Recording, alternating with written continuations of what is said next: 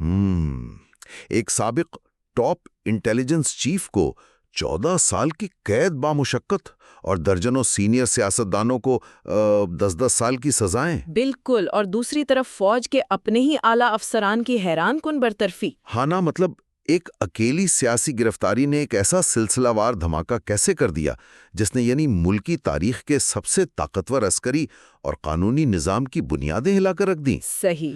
آج 6 مئی 2026 ہے اور مئی 2023 کے ان ہنگامہ خیز واقعات کی تیسری برسی بالکل قریب ہے، جنہیں سرکاری سطح پر یوم سیاہ کے طور پر یاد کیا جاتا ہے۔ جی بالکل۔ تو آج ہم فراہم کردہ دستاویزات کا ایک بہت بڑا پلندہ کھولنے جا رہے ہیں۔ اس تفصیلی جائزے میں ہم JIT یعنی جوائنٹ انویسٹیگیشن ٹیم کی تحقیقات، انسداد دہشت گردی کی عدالتوں کے فیصلے، عسکری بیانات اور PTI کی جانب سے دی گئی تردیدوں کا جائزہ لیں گے۔ اور یہ بہت ضروری بھی ہے۔ ہاں، لیکن اس سے پہلے کہ ہم اس تہخانے میں اتریں، ایک بات کو بالکل واضح کرنا انتہائی ضروری ہے۔ ہمارے اس تفصیلی جائزے کا مقصد کسی بھی سیاسی نظریے یا پارٹی کی حمایت یا مخالفت کرنا ہرگز نہیں ہے۔ بالکل، ہم کوئی سائیڈ نہیں لیتے۔ بالکل نہیں، ہم محض ان فراہم کردہ سرکاری اور جوابی دستاویزات کے اندر موجود حقائق اور بیانیوں کا ایک بالکل غیر جانبدارانہ جائزہ لے رہے ہیں۔ مقصد صرف یہ سمجھنا ہے کہ ان دستاویزات کے مطابق نظام کے اندر اصل میں ہوا کیا تھا۔ اور یہ واقعی ایک بہت ہی پیچیدہ پوسٹ مارٹم ہے۔ مطلب ہمارا بنیادی ہدف صرف یہ دہرانا نہیں ہے کہ ان 3 سالوں میں کیا ہوا، بلکہ ہم نے ان واقعات کے پیچھے موجود کیوں اور کیسے کو سمجھنا ہے۔ صحیح۔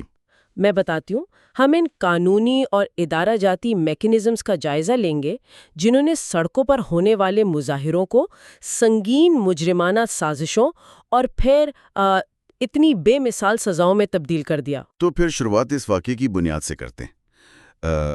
9 مئی 2023 اسلام آباد ہائی کورٹ کا احاطہ، جہاں رینجرز نے PTI کے چیئرمین عمران خان کو القادر ٹرسٹ نامی ایک کرپشن کیس کے سلسلے میں حراست میں لیا۔ اور اس کے بعد جو ہوا وہ سب کے سامنے ہے۔ بالکل، ملک بھر میں، مطلب اسلام آباد سے لے کر کوئٹہ تک پرتشدد مظاہرے شروع ہو گئے۔ اب یہاں میرا ایک سوال ہے۔ جی۔ ایک مقبول سیاسی رہنما کی گرفتاری پر احتجاج ہونا، ٹائر جلنا، سڑکیں بلاک ہونا، مطلب یہ تو برصغیر کی سیاست کا ایک پرانا حصہ ہے نا؟ تو ان مخصوص مظاہروں کو اتنی جلدی بغاوت کا رنگ کیسے دے دیا گیا؟ یہ تو ایک دم سے سونامی آ گیا۔ ہاں، یہ سوال بہت اہم ہے، اور اس کا جواب ان مظاہروں کی نوعیت اور خاص طور پر ان کے اہداف میں چھپا ہے۔ مطلب جب کوئی ہجوم کسی دکان کا شیشہ توڑتا ہے یا ٹریفک روکتا ہے تو قانون اسے ایک عام ہنگامہ آرائی مانتا ہے۔ امن و امان کا مسئلہ۔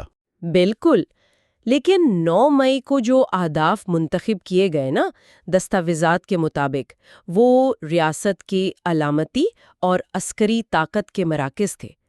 راولپنڈی میں فوج کا جنرل ہیڈ کوارٹرز یعنی GHQ، لاہور میں کور کمانڈر ہاؤس جسے جناح ہاؤس بھی کہتے ہیں، صحیح، میانوالی کا ایئر بیس، اور فیصل آباد میں ISI کی عمارت، اور شہداء کی یادگاروں کی بے حرمتی کی گئی۔ مطلب جب اتنی طاقتور علامتوں پر حملے ہوں تو ریاست اسے احتجاج نہیں مانتی، ریاست اسے اپنی رٹ پر براہ راست حملہ تصور کرتی ہے۔ اچھا۔ ہاں، صورتحال اتنی سنگین تصور کی گئی کہ ملک بھر میں انٹرنیٹ سروسز تک منقطع کرنی پڑ گئیں۔ ارے واہ، تو چلیں اس کی ذرا تہیں کھولتے ہیں۔ کیا یہ محض غصے میں بپھرے ہوئے حامیوں کا ایک بے ساختہ رد عمل تھا، یا پھر مطلب ایک پریشر کوکر تھا جس کے پھٹنے کا وقت پہلے سے طے شدہ تھا؟ کیونکہ یہیں سے بیانیوں کی وہ زبردست جنگ شروع ہوتی ہے جو آج تک جاری ہے۔ بالکل، یہاں جو بات سب سے زیادہ حیران کن ہے وہ یہ ہے کہ 2 بالکل متضاد بیانیے ہیں۔ ایک طرف حکومتی اور عسکری حکام ہیں جو کہتے ہیں کہ یہ سب اچانک نہیں ہوا، بلکہ فوجی قیادت کا تختہ الٹنے کی باقاعدہ سوچی سمجھی سازش تھی۔ اور دوسری طرف PTI کی تردید بھی بہت سخت ہے۔ ہاں، وہ اس سرکاری بیانیے کو مکمل رد کرتے ہیں، وہ اسے ایک فالس فلیگ آپریشن قرار دیتے ہیں۔ مطلب ان کا دعویٰ ہے کہ خفیہ ایجنسیوں کے اہلکار جان بوجھ کر مظاہرین میں شامل ہوئے تاکہ توڑ پھوڑ کریں۔ جی، تاکہ اس کا الزام پارٹی پر لگا کر اسے کچلنے کا جواز مل سکے۔ تو جب 2 اتنے متضاد بیانیے ٹکراتے ہیں تو فیصلہ گلی کوچوں میں تو نہیں ہوتا، پھر بات ثبوتوں پر آتی ہے، اور یہاں آ کر بات واقعی بہت دلچسپ ہو جاتی ہے، کیونکہ تفتیشی اداروں کا دعویٰ ہے کہ انہوں نے عمران خان کو ان حملوں کا ماسٹر مائنڈ قرار دیا۔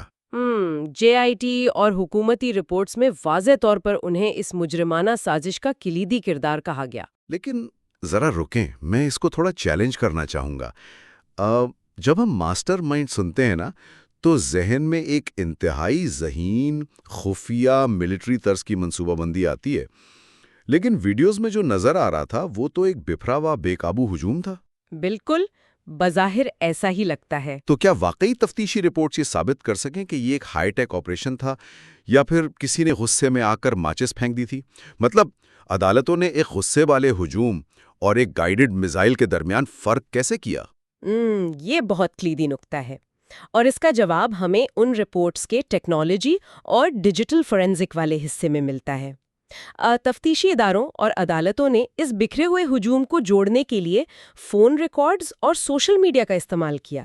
ڈیجیٹل ثبوت؟ ہاں، آپ یوں سمجھ لیں کہ انہوں نے اس واقعے کو ایک ٹوٹے ہوئے گلدان کی طرح دیکھا اور ان ٹکڑوں کو جوڑنے کے لیے ڈیجیٹل گوند کا استعمال کیا۔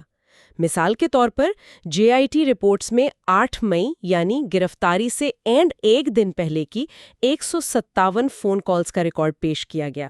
157 کالز؟ یعنی ثابت کرنے کی کوشش کی گئی کہ رابطے پہلے سے ہو رہے تھے؟ بالکل۔ اچھا، فون کالز کی حد تک تو بات سمجھ آتی ہے، لیکن رپورٹس میں جیو فینسنگ کا بھی بہت زیادہ ذکر کیا گیا ہے۔ خاص طور پر پنجاب پولیس کی طرف سے پیش کی گئی رپورٹ، جس میں ڈاکٹر یاسمین راشد کی لوکیشن کا ذکر ہے۔ یہ جیو فینسنگ قانون کی نظر میں کام کیسے کرتی ہے؟ دیکھیں، جیو فینسنگ کو سمجھنے کے لیے آپ اسے ایک نظر نہ آنے والی ڈیجیٹل ٹرپ وائر سمجھ لیں۔ اوہ، صحیح۔ قانون نافذ کرنے والے ادارے کسی مخصوص مقام جیسے کور کمانڈر ہاؤس اس کے گرد ایک ورچوئل دائرہ کھینچ دیتے ہیں۔ اب اس وقت جو بھی اسمارٹ فون اس دائرے میں ہوتا ہے، سیلولر ٹاور سے اس کا ڈیٹا ریکارڈ ہو جاتا ہے۔ لیکن کیا محض وہاں موجود ہونا مجرمانہ سازش بن جاتا ہے؟ اکیلے موجود ہونا جرم نہیں ہے، لیکن جب پولیس اس ڈیٹا کو 400 سے زائد ویڈیو کلپس اور تقاریر کے ساتھ ملاتی ہے تو وہ عدالت کو دکھاتی ہے کہ فلاں شخص صرف وہاں موجود نہیں تھا بلکہ وہ ہجوم کی رہنمائی بھی کر رہا تھا۔ تو اس کا مطلب ہے کہ ڈیجیٹل دنیا کی سرگرمیوں کو گراؤنڈ کے جرائم سے جوڑا جا رہا تھا۔ جی، ذرا یہ بھی بتاتے ہیں کہ سوشل میڈیا پر کی جانے والی اشتعال انگیزی کو بہت اہمیت دی گئی۔ ہاں بالکل۔ مطلب مراد سعید کے مبینہ پیغام کا حوالہ تھا کہ زمین تنگ کر دو، اور علی امین گنڈاپور کا پیغام کہ ابھی نہیں تو کبھی نہیں، یہاں تک کہ ہیش ٹیگز کا بھی ذکر ہے جیسے GoToGHQ۔ اور یہی وہ قانونی میکانزم ہے جس سے انسدادی دہشت گردی کی عدالتوں یعنی ATC نے فیصلہ سنایا۔ انہوں نے تقاریر، سوشل میڈیا ٹرینڈز اور ہجوم کی ڈائریکشن، ان تینوں کو ملا کر نتیجہ نکالا کہ یہ ایک باقاعدہ کمانڈ اینڈ کنٹرول اسٹرکچر تھا۔ جی، جو ہجوم کو جان بوجھ کر عسکری اہداف کی طرف دھکیل رہا تھا۔ حالانکہ PTI کی لیڈرشپ مسلسل یہی دفاع کرتی رہی کہ یہ سیاسی انتقام ہے اور ان کی ٹویٹس کو سیاق و سباق سے ہٹا کر پیش کیا گیا ہے۔ ہاں، وہ اپنا دفاع کرتے رہے، لیکن جب عدالتوں نے اس ڈیجیٹل اور فزیکل ثبوتوں کے ملغوبے کو مان لیا تو اس کے بعد احتساب کا جو سلسلہ شروع ہوا وہ واقعی حیران کن تھا۔ بہت حیران کن۔ مطلب اگر ہم اسے وسیع تر تناظر میں دیکھیں تو یہ تو ایسا ہے جیسے قانون نے ایک ایسا جال پھینکا ہو جس میں بڑی مچھلیاں اور چھوٹی مچھلیاں سب ایک ساتھ پکڑی گئیں، چاہے وہ سیاستدان ہو یا پھر فوج کے اپنے افسران۔ سزاؤں کی شدت کا اندازہ آپ اس سے لگائیں کہ راولپنڈی کی انسداد دہشت گردی عدالت نے GHQ حملہ کیس میں 47 PTI رہنماؤں کو 10 سال قید سنائی۔ 47 لوگوں کو؟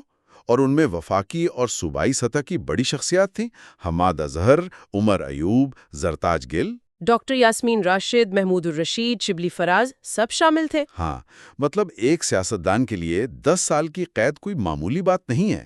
یہ عملاً اس کے سیاسی کیریئر کو 10 سال کے لیے فریز کر دینے کے برابر ہے۔ بالکل۔ لیکن اور یہاں آ کر کہانی ایک نیا موڑ لیتی ہے۔ جس چیز نے تجزیہ کاروں کو سب سے زیادہ حیران کیا وہ سویلین عدالتوں کے فیصلے نہیں تھے، بلکہ وہ طوفان تھا جو عسکری ادارے کے اندر برپا ہوا۔ آپ جون 2023 کی رپورٹس کی بات کریں؟ جی، پاک فوج نے اپنا ایک بے مثال اندرونی احتسابی عمل کیا۔ 3 اعلیٰ آرمی افسران کو باقاعدہ برطرف کیا گیا اور 15 دیگر کے خلاف سخت کارروائی ہوئی۔ اس اندرونی کارروائی کو سمجھنا بہت اہم ہے۔ دیکھیں، کسی بھی طاقتور ادارے کے لیے اپنے ہی افسران کو یوں عوامی سطح پر برطرف کرنا بہت مشکل ہوتا ہے۔ اس سے ادارے کے اپنے امیج پر سوال اٹھتے ہیں۔ تو پھر انہوں نے اتنا بڑا قدم کیوں اٹھایا؟ اسے ایک حیاتیاتی استعارے سے سمجھیں۔ یہ بالکل ایسا تھا جیسے کوئی مدافعتی نظام یعنی امیون سسٹم پورے جسم کو تباہی سے بچانے کے لیے اپنے ہی متاثرہ خلیوں پر حملہ کر دے۔ ارے واہ! فوج نے یہ سخت فیصلہ اس لیے کیا تاکہ ایک حتمی ریڈ لائن کھینچی جا سکے۔ یہ ریڈ لائن صرف باہر والوں کے لیے نہیں تھی، بلکہ ادارے کے اندر موجود ان لوگوں کے لیے بھی تھی جن کی غفلت سے تنصیبات کو خطرہ ہوا۔ مطلب داخلی نظم و ضبط سب سے اوپر ہے۔ تو جب ہم اس فوجی احتساب اور ریڈ لائنز کی بات کرتے ہیں تو ان دستاویزات میں ایک نام ایسا ابھر کر آیا جس نے پورے ملک میں زلزلہ برپا کر دیا۔ یہ کوئی عام مقامی افسر نہیں تھا، بلکہ یہ سابق DGISI جنرل ریٹائرڈ فیض حمید کا نام تھا۔ یہ پاکستان کی تاریخ کا ایک بے مثال واقعہ تھا۔ مطلب ایک سابق انٹیلیجنس چیف کو گرفتار کرنا اور پھر اسے فیلڈ جنرل کورٹ مارشل یعنی FGCM کے ذریعے 14 سال کی قید بامشقت سنانا، یہ تو کسی ہالی ووڈ اسپائی تھرلر فلم کا اسکرپٹ لگ رہا ہے۔ واقعی ایسا ہی محسوس ہوتا ہے۔ ذرا یہ سمجھائیں کہ یہ FGCM آخر ہوتا کیا ہے اور ایک سابق جرنیل پر یہ کیسے لاگو ہو گیا؟ تو field general court martial military justice system کا ایک انتہائی سخت حصہ ہے۔ یہ عام سویلین عدالتوں سے بالکل مختلف ہے۔ یہ ان لوگوں پر استعمال ہوتا ہے چاہے وہ حاضر سروس ہوں یا ریٹائرڈ، جن پر آفیشل سیکرٹ ایکٹ یا آرمی ایکٹ کے تحت سنگین جرائم کا الزام ہو۔ اچھا۔ جنرل فیض حمید کے معاملے میں ان پر کوئی مالی بدعنوانی کا الزام نہیں تھا، بلکہ راجنیتک سرگرمیوں میں ملوث ہونے اور اپنے حلف کی خلاف ورزی کے سنگین الزامات ثابت ہوئے۔ پاکستان میں اس کی کوئی دوسری مثال نہیں ملتی کہ اتنے حساس راز رکھنے والے سابق انٹیلیجنس چیف کو اس طرح جیل بھیج دیا جائے۔ ہاں، اور الزامات کی تفصیلات دیکھیں تو وہ اور بھی حیران کن ہیں۔ ذرائع میں وزیر دفاع خواجہ آصف کے بیانات ہیں جو صورتحال کو بالکل نیا رخ دیتے ہیں۔ جی، انہوں نے جنرل فیض کو 9 مئی کا اسٹریٹجک ایڈوائزر قرار دیا تھا۔ بالکل، اسٹریٹجک ایڈوائزر اور ڈائریکٹر۔ حکومت تو اسے PTI اور اس سابق جنرل کے درمیان ایک جوائنٹ وینچر قرار دیتی ہے۔ خواجہ آصف نے اسے ایک مکمل بغاوت کا نام دیا۔ تو اس سب کا آخر مطلب کیا ہے؟ ایک سابق انٹیلیجنس چیف ایک سیاسی جماعت کے ساتھ مل کر اپنے ہی ادارے کے خلاف بغاوت کر رہا تھا؟ اس سے ایک اہم سوال جنم لیتا ہے کہ اداروں کی پیشہ ورانہ حدود اور سیاست کے درمیان کی لکیر کتنی دھندلی ہو چکی تھی۔ ISPR کے بیان میں واضح تھا کہ سیاسی عناصر کے ساتھ مل کر عدم استحکام پیدا کرنے کی کوشش کی گئی۔ اور یہ کوئی راتوں رات بننے والا پلان نہیں تھا۔ ان دستاویزات میں ایک اصطلاح بار بار آتی ہے، پروجیکٹ عمران۔ بالکل، رپورٹس میں اس 10 سے 12 سال پرانے مبینہ منصوبے کا ذکر ہے۔ حکومتی دعووں کے مطابق یہ پلان برسوں پہلے بنا، جس میں مبینہ طور پر نواز شریف کو ہٹانا اور 2018 کے الیکشنز میں مداخلت شامل تھی۔ خواجہ آصف کا تو دعویٰ ہے کہ PTI کے دور میں پارلیمنٹ کو مبینہ طور پر ISI کی ذیلی شاخ بنا دیا گیا تھا۔ اور یہی وہ تناظر ہے جو 9 مئی کی اصل شدت کو واضح کرتا ہے۔ ریاستی زاویے سے دیکھیں تو یہ صرف سڑکوں کا ہنگامہ نہیں تھا، یہ برسوں سے پکنے والی ادارہ جاتی کشمکش اور سیاسی انجینئرنگ کا وہ عروج تھا جہاں نظام کے صبر کا پیمانہ چھلک گیا۔ تو جنرل فیض کی سزا ایک انتباہ تھا؟ جی، یہ ریاست کی طرف سے مستقبل کے افسران کے لیے سخت انتباہ ہے کہ انٹیلیجنس کی طاقت اور سیاسی جوڑ توڑ کا ملاپ اب برداشت نہیں کیا جائے گا۔ تو اگر ہم آج کے اس تفصیلی جائزے میں کھلی گئی ان تمام باتوں کو سمیٹیں تو ایک خوفناک لیکن واضح تصویر بنتی ہے۔ یہ توڑ پھوڑ کی عام داستان نہیں تھی۔ اس کا آغاز اسلام آباد ہائی کورٹ کی گرفتاری سے ہوا، لیکن اس کی گونج ڈیجیٹل دنیا کے ہیش ٹیگ سے ہوتی ہوئی عسکری تنصیبات تک پہنچی۔ اور ریاست کا رد عمل اتنا ہی شدید تھا۔ بالکل، سڑکوں کے ہنگاموں سے شروع ہو کر ATC عدالتوں سے گزرتا ہوا سفر ملٹری کورٹس کے بند کمروں تک گیا، اور ملک کی اعلیٰ سیاسی قیادت سے لے کر ایک سابق انٹیلیجنس چیف تک 10 سے 14 سال کی قید کے حقدار ٹھہرے۔ اور یہی اس جائزے کی اہمیت واضح ہوتی ہے۔ یہ ظاہر کرتا ہے کہ شدید سیاسی پولرائزیشن کس طرح منٹوں میں قومی سلامتی کے بحران میں بدل سکتی ہے، اور انٹرنیٹ پر کی گئی اشتعال انگیزی کے کس قدر سنگین اور حقیقی نتائج ہو سکتے ہیں۔